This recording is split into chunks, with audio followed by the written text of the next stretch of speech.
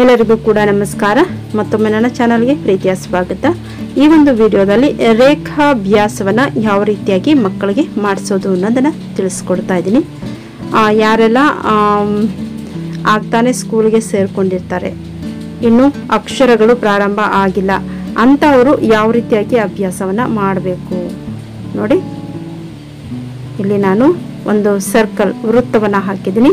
ವೃತ್ತವನ್ನು ಹಾಕಬೇಕಾದ್ರೆ ಯಾವ ರೀತಿಯಾಗಿ ಹಾಕಬೇಕು ಅನ್ನೋದನ್ನು ಕೂಡ ಹೋಮ್ವರ್ಕಲ್ಲಿ ತೋರಿಸಿದ್ದೀನಿ.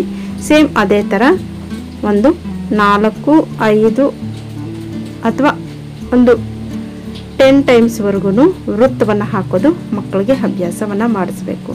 ನಂತರ ನೋಡಿ, ಇದು ಅರ್ಧ ಚಂದ್ರಾಕೃತಿ. ಇದನ್ನು ಯಾವ ರೀತಿಯಾಗಿ ಹಾಕೋದು ಹೋಮ್ವರ್ಕನ್ನು ಕೂಡ ತೋರಿಸಿದ್ದೀನಿ. ರೇಖಾಭ್ಯಾಸವನ್ನು ಮಾಡಿಸ್ಬೇಕಾದ್ರೆ ಅರ್ಧ ಚಂದ್ರಾಕೃತಿಯನ್ನು ಕೂಡ ಅದೇ ರೀತಿಯಾಗಿ ಫಾಲೋ ಮಾಡಬೇಕು. 10 ಟೈಮ್ಸನ್ನು ಪ್ರಾಕ್ಟೀಸ್ ಮಾಡಿಸ್ಬೇಕು. ಇದು ಕೂಡ ಅರ್ಧ ಚಂದ್ರಾಕೃತಿ, ಅದಕ್ಕೆ ಆಪೋಸಿಟ್ ಆಗಿ ಇದನ್ನು ಕೂಡ ಅಭ್ಯಾಸವನ್ನು ಮಾಡಬೇಕಾದ್ರೆ ಒಂದು 10 ಟೈಮ್ಸ್ ಅಭ್ಯಾಸವನ್ನು ಮಾಡಿಸ್ಬೇಕು ಮಕ್ಕಳಿಗೆ. ಅಕ್ಷರಗಳು ಆರಂಭ ಆಗುವುದಕ್ಕೆ ಮೊದಲು ರೇಖಾಭ್ಯಾಸವನ್ನು ಕಂಪಲ್ಸರಿ ಕೂಡಲೇಬೇಕಾಗುತ್ತೆ. ನಂತರ ನೋಡಿ, ಅರ್ಧ ಚಂದ್ರಾಕೃತಿಯಲ್ಲಿ ಮತ್ತೆ ಈ ಥರ ಕೂಡ ಹಾಕಿ ಅಭ್ಯಾಸವನ್ನು ಮಾಡಿಸ್ಬೋದು. ಸೇಮ್ ಅರ್ಧ ಚಂದ್ರಾಕೃತಿಯನ್ನು ಫಾಲೋ ಮಾಡಬೇಕು 10 ಟೈಮ್ಸ್. ನೆಕ್ಸ್ಟ್ ನೋಡಿ, ಅದಕ್ಕೆ ಉಲ್ಟಾ. ಈಗ ನಾನು ಲೆಫ್ಟ್ಗೆ ತಗೊಂಡಿದ್ದೀನಿ ಅರ್ಧ ಚಂದ್ರಾಕೃತಿ. ಈಗ ಮತ್ತೆ ರೈಟ್ಗೆ ಅದೇ ಅರ್ಧ ಚಂದ್ರಾಕೃತಿಯನ್ನು ತಗೊಂಡು ಮತ್ತೆ ಅಭ್ಯಾಸವನ್ನು ಮಾಡಿಸ್ಬೇಕು. ಅದಕ್ಕೆ ಆರೋ ಮಾರ್ಕ್ ಕೂಡ ತೋರಿಸಿದ್ದೀನಿ. ಅರ್ಧ ಚಂದ್ರಾಕೃತಿ ರೈಟ್ ಸೈಡಲ್ಲಿ, ಇದು ಕೂಡ 10 ಟೈಮ್ಸ್ ಪ್ರಾಕ್ಟೀಸನ್ನು ಮಾಡಿಸ್ಬೇಕು. ಅದಾದ ನಂತರ ನೆಕ್ಸ್ಟ್ ನಾವು ರೇಖಾಭ್ಯಾಸದಲ್ಲಿ ನೋಡಿ, ಒಂದು ವೃತ್ತ, ಅರ್ಧ ಚಂದ್ರಾಕೃತಿ, ಅದಕ್ಕೆ ಆಪೋಸಿಟ್ ಹಾಕಿದ್ವಿ. ರೈಟು ಮತ್ತು ಲೆಫ್ಟು, ಕೆಳಗಡೆ ಮೇಲೆ ಎಲ್ಲ ಕೂಡ ಅಭ್ಯಾಸ ಆಯಿತು. ನೆಕ್ಸ್ಟ್ ನಾವೀಗ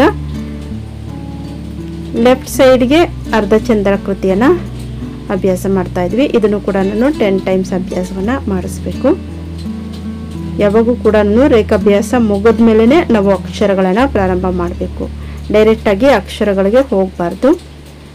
ನೆಕ್ಸ್ಟ್ ನೋಡಿ, ಅರ್ಧ ಚಂದ್ರಾಕೃತಿ ರೈಟ್ಗೆ, ಇದನ್ನು ಕೂಡ 10 ಟೈಮ್ಸನ್ನು ಅಭ್ಯಾಸ ಮಾಡಬೇಕು. ನಾನು ಇಲ್ಲಿ ತೋರಿಸ್ಕೊಡ್ತಾ ಇದ್ದೀನಿ ಯಾವ ರೀತಿಯಾಗಿ ರೇಖಾಭ್ಯಾಸವನ್ನು ಮಕ್ಕಳಿಗೆ ಅಕ್ಷರಗಳು ಪ್ರಾರಂಭ ಆಗೋದಕ್ಕಿಂತ ಮೊದಲು ನಾವು ಕೊಡಬೇಕಾಗುತ್ತೆ ಅಂತ. ನೆಕ್ಸ್ಟ್ ನೋಡಿ,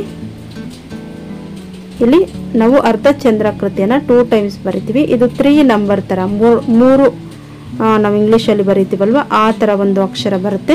ಆದರೆ ಇಲ್ಲಿ ನಾವು ರೇಖಾಭ್ಯಾಸದಲ್ಲಿ ಈ ರೀತಿಯ ಒಂದು ರೇಖಾಭ್ಯಾಸವನ್ನು ಕೂಡ ಮಾಡಿಸ್ಬೋದು. ಇದನ್ನು ಕೂಡ 10 ಟೈಮ್ಸ್ ಅಭ್ಯಾಸವನ್ನು ಮಾಡಿಸ್ಬೇಕು ಮಕ್ಕಳ ಕೈಯಲ್ಲಿ. ಆರೋ ಮಾರ್ಕ್ ಮುಖಾಂತರ ನಾನು ತೋರಿಸಿದ್ದೀನಿ ಯಾವ ರೀತಿಯಾಗಿ ತೋರಿಸ್ಕೊಡ್ಬೇಕು ಅಂತ. ನೆಕ್ಸ್ಟ್ ಸೇಮ್ ಅದೇ ಒಂದು ಪ್ಯಾಟ್ರನನ್ನು 3ನ ಉಲ್ಟಾ ಬರೆದು ಈ ರೀತಿಯಾಗಿ 10 ಟೈಮ್ಸನ್ನು ಅಭ್ಯಾಸ ಮಾಡಿಸ್ಬೇಕು. ರೇಖಾಭ್ಯಾಸ ಇದು ಯಾರೆಲ್ಲ ಬಿಗಿನರ್ಸ್ ಇನ್ನೂ ಅಕ್ಷರಗಳು ಆರಂಭ ಆಗಿಲ್ಲ ಅಂಥವ್ರಿಗೆ ಉಪಯೋಗ ಆಗುತ್ತೆ. ಅಂದರೆ ಬರೀಬೇಕಾದ್ರೆ ಮಕ್ಕಳಿಗೆ ನೀಟಾಗಿ ಬರೆಯೋದಕ್ಕೆ ನಾವು ಗೈಡ್ ಮಾಡಬೇಕು. ಈಗ ನೆಕ್ಸ್ಟು ಈ 3 ಅಕ್ಷರವನ್ನು ಕೆಳಗಡೆಯಿಂದ ಮೇಲೆ ತೋರಿಸಿದ್ದೀನಿ. ಇದನ್ನು ಕೂಡ ಆರೋ ಮಾರ್ಕ್ ಮುಖಾಂತರ ನೋಡ್ತಾ ಇದ್ವಿ. ಇದನ್ನು ಕೂಡ 10 ಟೈಮ್ಸ್ ಅಭ್ಯಾಸವನ್ನು ಮಾಡಿಸ್ಬೇಕು. ನೆಕ್ಸ್ಟ್ ಇದು ನಾವೀಗ ಮೇಲೆ ತೋರಿಸಿದ್ವಿ. ಈಗ ಮೇಲೆಯಿಂದ ಕೆಳಗಡೆಗೆ ಆರೋ ಮಾರ್ಕ್ ಮುಖಾಂತರ ತೋರಿಸಿದ್ದೀನಿ. ಇದನ್ನು ಕೂಡ 10 ಟೈಮ್ಸ್ ನಾವು ಅಕ್ಷರಗಳಿಗೆ ಮೊದಲು ಆರಂಭ ಮಾಡಿಸ್ಬೇಕು. ಪ್ಯಾಟರ್ನ್ಸನ್ನು ನೋಡ್ಕೊಳ್ಳಿ ಯಾವ ರೀತಿಯಾಗಿ ರೇಖಾಭ್ಯಾಸವನ್ನು ಮಕ್ಕಳಿಗೆ ಕೊಡಬೇಕು ಅಂತ. ನೋಡಿ, ಈಗ ಸ್ಲೀಪಿಂಗ್ ಲೈನ್ ಅಂತ ಏನು ಹೇಳ್ತೀವಿ ಆ ಲೈನನ್ನು ನಾವೀಗ ಅಭ್ಯಾಸ ಮಾಡ್ತಾ ಇದ್ವಿ. ಆರೋ ಮಾರ್ಕ್ ಮುಖಾಂತರ ಫಸ್ಟ್ ಟೈಮಲ್ಲಿ ತೋರಿಸಿದ್ದೀನಿ. ಆನಂತರ ಅದೇ ಲೈನನ್ನು ಫಾಲೋ ಮಾಡಬೇಕು 10 ಟೈಮ್ಸ್. ನೆಕ್ಸ್ಟು ಸ್ಟ್ಯಾಂಡಿಂಗ್ ಲೈನ್ ಅಂತ ಹೇಳ್ತೀವಿ, ನೇರಗೆರೆ. ಇದನ್ನು ಕೂಡ ಆರೋ ಮಾರ್ಕ್ ಮೇಲಿಂದ ಕೆಳಗಡೆ ಬರಬೇಕು. ಆರೋ ಮಾರ್ಕ್ ತೋರಿಸಿದ್ದೀನಿ ನಾನು. ಇದು ಕೂಡ 10 ಟೈಮ್ಸ್ ಅಭ್ಯಾಸವನ್ನು ಮಾಡಿಸ್ಬೇಕು. ರೇಖಾಭ್ಯಾಸ ತುಂಬಾ ಇಂಪಾರ್ಟೆಂಟು ಆಗ್ತಾನೆ ಶಾಲೆಗೆ ಬರುವಂತಹ ಮಕ್ಕಳಿಗೆ. ನಂತರ ನೋಡಿ, ಇದನ್ನು ನಾವು ಕೊಂಬು ಅಲ್ಲಿ ಕೂಡ ತೋರಿಸ್ತೀವಿ. ಆದರೆ ಆ ಮಕ್ಕಳಿಗೆ ಹೇಳಬೇಕಾದ್ರೆ ನಾವು ಕೊಂಬು ಅಲ್ಲ, ಸ್ಲೀಪಿಂಗ್ ಲೈನ್ ಬಂದು ಮೇಲೆ ಕೊಂಬನ ಸ್ವಲ್ಪ ಕೊಡಬೇಕು. ಸ್ಲೀಪಿಂಗ್ ಲೈನ್ ಮೇಲೆ ಒಂದು ಸ್ವಲ್ಪ ಮೇಲೆ ಹೋಗಿದ್ರೆ ಅದು ಕೊಂಬು ಆಗುತ್ತೆ. ಆದರೆ ನಾವು ಕೊಂಬು ಅಂತ ಹೇಳಲ್ಲ, ಸ್ಲೀಪಿಂಗ್ ಲೈನ್ ಅಂತಲೇ ಹೇಳ್ತೀವಿ. ನೆಕ್ಸ್ಟು ಹೆಂಟನ್ನು ಯಾವ ರೀತಿಯಾಗಿ ಮಕ್ಕಳು ಒಂದು ಜಾಯಿನ್ ಮಾಡ್ತಾರಲ್ವ, ಅದನ್ನು ಯಾವ ರೀತಿಯಾಗಿ ಬರೆಯೋದು ಅದನ್ನು ಕೂಡ ಆರೋ ಮಾರ್ಕ್ ಮುಖಾಂತರ ತೋರಿಸಿದ್ದೀನಿ ನಾನು. ಯಾವ ರೀತಿಯಾಗಿ ಬಂದು ಅವ್ರು ಮೊದಲು ಈಗ ತಗೊಂಡು ಮೇಲೆ ಹೋಗಿ ಕೆಳಗಡೆ ಮತ್ತೆ ಸೇರಿಸ್ಬೇಕು. ಅದನ್ನು ಈ ರೀತಿಯಾಗಿ ಕೂಡ ಒಂದು 10 ಟೈಮ್ಸನ್ನು ಅಭ್ಯಾಸ ಮಾಡೋದ್ರಿಂದ ಮಕ್ಕಳು ಒಂದು ಕರು ಏನು ಬರುತ್ತೆ ಅದನ್ನು ಅಭ್ಯಾಸ ಆಗುತ್ತೆ ಮಕ್ಕಳಿಗೆ ಬರೆಯುವಂತಹದ್ದು.